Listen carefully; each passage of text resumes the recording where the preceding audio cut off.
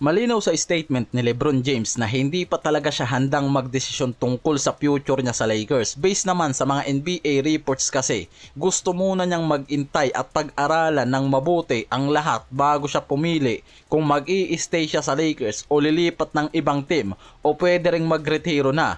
Kaya sinabi ni LeBron na baka late June o buong July o pwede ring abutin nga raw ng August yung magiging final decision niya dito sa Lakers dahil hindi na nga lang raw simpleng contract decision to parang final chapter decision na rin ng karir niya. Pero ang Lakers hindi nga raw kayang hintayin kung aabutin pa ng August ang desisyon nitong si LeBron. Kasi nga, patient but cautious pa rin yung iniisip ng mga to. Nire-respeto nga raw nila na gusto ni LeBron pag-isipan ng mabuti yung desisyon. Pero kasabay niyan mismo kasi, ayaw rin nilang maipit ang buong off-season plans nila habang nag-iintay lang.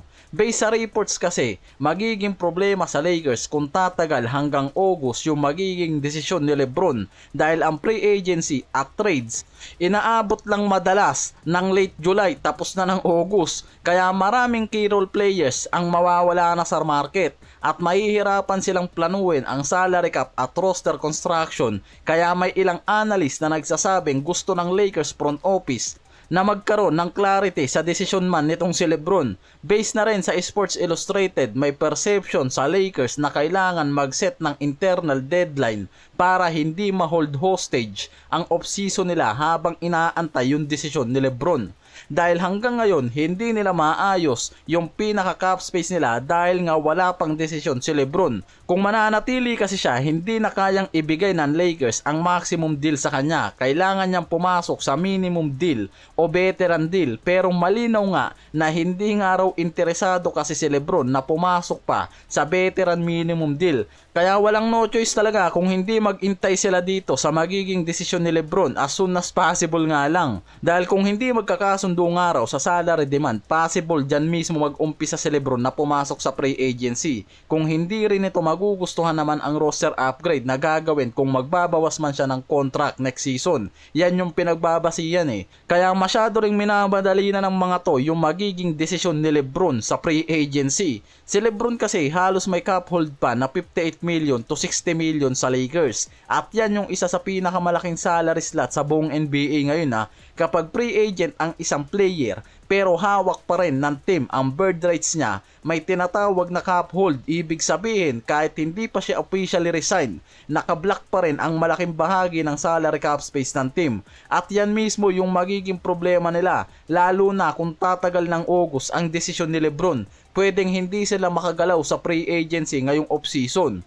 Lalo kung pumasok si Giannis sa trade market na mismong tinatarget nila ngayon. Si Giannis yung pinakamalinaw na big name sa trade market habang wala pang desisyon si LeBron. Kung aalis si LeBron o hindi niya tatanggapin ang malaking salary sa Lakers at mag-sign sa ibang team sa free agency, pwedeng i-re-announce ng Lakers ang bird rights niya. Kapag nangyari yan, mawawala na sa books ang halos 60 million na cap hold niya.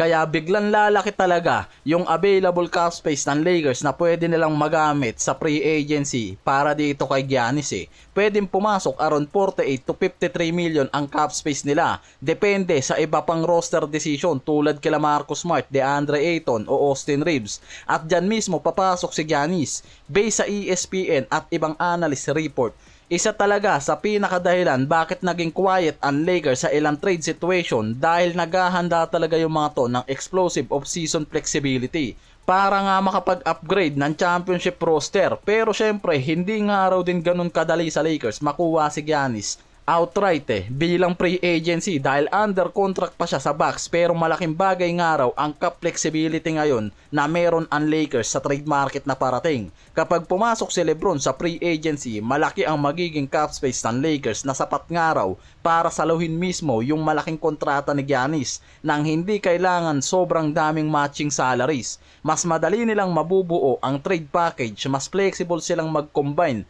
ng picks, young players at sign-in trade structure. At yan nga raw mismo yung pwedeng movement na magpapadali sa Lakers para makuha si Giannis. Sa oras nga lang na magdesisyon na syempre itong si LeBron na umalis. Diyan mismo makakagalaw nga raw ng maayos itong Lakers sa off-season sa trade market.